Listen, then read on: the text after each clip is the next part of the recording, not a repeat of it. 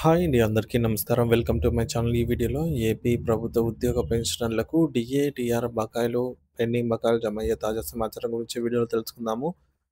Video అయితే ఎక్కడ గాని స్కిప్ చేయకుండా ఎండ్ వరకు చూసేయండి. ఇన్ఫర్మేషన్ పూర్తిగా అర్థమవుతుంది. అలాగే వీడియో చూస్తున్న ప్రతి ఒక్కరు వీడియోకి లైక్ చేయండి ఫ్రెండ్స్. ఈ వీడియోని తోటి ఉద్యోగ పెన్షన్ మిత్రులతో అయితే షేర్ చేయండి. కొత్తగా మన ఛానల్‌ని చూస్తున్నవారు ఇంకా ఎవరైనా సబ్స్క్రైబ్ చేసుకోకుంటే వెంటనే మన ఛానల్‌ని సబ్స్క్రైబ్ చేసుకోండి. సో, దీని ద్వారా నేను చేసే లేటెస్ట్ వీడియోస్ అన్నీ మీ వరకు రీచ్ అవుతాయి. ఇక ఆలస్యం చేయకుండా వివరాల్లోకైతే వెళ్ళిపోదాము. ఫ్రెండ్స్, ఇక విషయానికి వచ్చినట్లయితే ఆంధ్రప్రదేశ్ రాష్ట్ర ప్రభుత్వ ఉద్యోగులు మరియు పెన్షనర్లకు డీఏ బకాయిలు ఎవరు చెల్లిస్తారు? లక్షల్లో బకాయిల లెక్క షెడ్యూల్ విడుదల. సో, డీఏ బకాయిలకు సంబంధించి పూర్తి వివరాలు తెలుసుకుందాం. ముఖ్యంగా డీఏ బకాయిలను ఎవరు చెల్లిస్తారనేది ప్రధాన ప్రశ్నగా అయితే మారింది. ఉద్యోగి రిటైర్మెంట్ నాటి పాలకుడు చెల్లిస్తే ప్రస్తుత ప్రభుత్వం చెల్లించినట్టేనా? ప్రభుత్వాలకు ఇప్పుడు లేని ఆదాయం అప్పుడు వస్తుందా? పెరుగుతుందా? ఇప్పుడు చెల్లింపుల భారం అయితే అప్పుడు అన్ని బకాయిలు కలిపి అప్పటి ప్రభుత్వాలకు భారం కాదా? మరి ఈ పోస్ట్ డేటెడ్ చెక్కులు, వీలునామాల విలువ వీటికి గ్యారంటీ ఉంటుందా? ఇలాంటి ప్రశ్నలకు ఉద్యోగ పెన్షనర్ల మనసుల్లో మెదులుతూ ఉన్నాయి. డిసెంబర్ 2024 డీఏ జీవోలు 60 జీవో నంబర్ 60 అండ్ 64 అసంతృప్తి. సో, ఈ మేరకు చూసుకున్నట్లయితే జనవరి 2024 డీఏకి సంబంధించి అక్టోబర్ 20న ప్రభుత్వం విడుదల చేసిన జీవో నంబర్ 60 అండ్ 65 పై 60 అండ్ 61 పై ఉద్యోగులు, పెన్షనర్ల నుండి అనేక అసంతృప్తులు, ప్రశ్నలు వ్యక్తమవుతున్నాయి. సో, 4 డీఏలు బకాయి పడి ఒక్క డీఏ మాత్రమే ప్రకటించారు. అది కూడా అక్టోబర్ 2025 నాటి వెనుకటి 21 నెలల బకాయిలను రిటైర్మెంట్ తర్వాత ఇప్పటికే రిటైర్ అయిన వారికి 2027, 28లో అంటే వచ్చే ఆర్థిక సంవత్సరంలో ఆహ్, 12 వాయిదాల్లో చెల్లిస్తామని చెప్పడం తీవ్ర నిరాశకే గురిచేసింది. సో, తర్వాత వాటిని మార్చారనుకోండి. ఉద్యమాల ఒత్తిడి ద్వారా ఒక డీఏ అయినా సాధించుకున్నామనే ఆనందం ఉత్తర్వులు చూసాక మోసమని తెలిసే ఆవిరైపోయింది. ఒక డీఏలోనే ఇన్ని మెలికలుంటే భవిష్యత్తులో వచ్చే డీఏలు, పీఆర్సీల పట్ల ఉద్యోగుల్లో ఎంతో ఆందోళనలు అవెలా ఉంటాయో అని ఇంతగా భయాందోళనలు నెలకొన్నాయన్నమాట. గత ప్రభుత్వం నుండి ప్రస్తుత ప్రభుత్వం వరకు డీఏ బకాయిల చరిత్ర.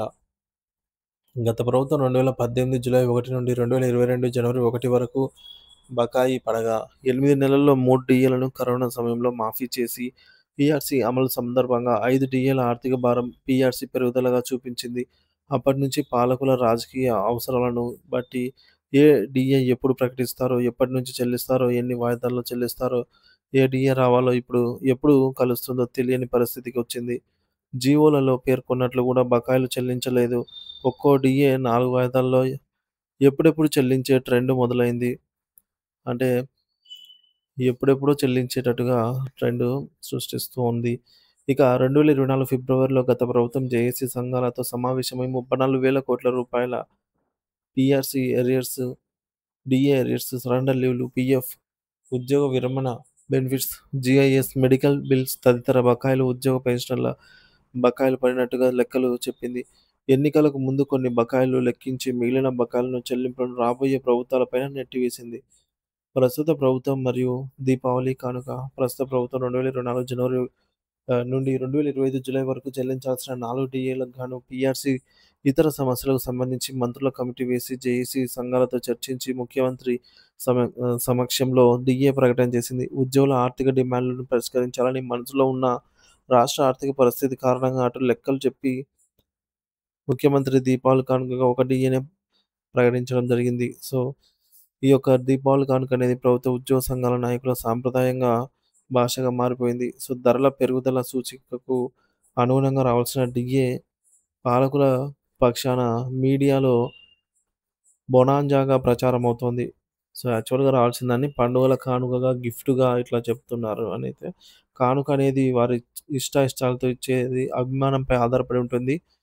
ఇంత ఇవ్వాలని నిబంధనలు ఉండవు. కానీ డీఏకి సంబంధించి ప్రతి 6 నెలలకు డీఏ పెంచాలనేది నిబంధన ఉంది. అందువల్ల ముఖ్యమంత్రి డీఏ నిబంధనలు వదిలేసి తన ఇష్టానుసారం డీఏని కానుకగా ప్రకటించారు.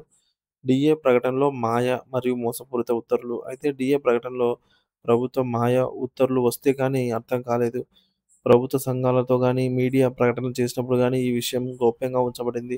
గత ప్రభుత్వం ఒక డీఏ ఆర్థిక బకాయిల చెల్లింపులకు ఒక ఆర్థిక సంవత్సరాన్ని 4 భాగాలుగా చేసి ఈ ప్రభుత్వం ఉద్యోగ విరమణ చేసిన వారికి 2 ఏళ్ల తర్వాత 2027, 28లో 12 భాగాలుగా ఉద్యోగులకు రిటైర్మెంట్ తర్వాత చెల్లిస్తామని మరింత మోసపూరిత ఉత్తర్వులు ఇచ్చింది.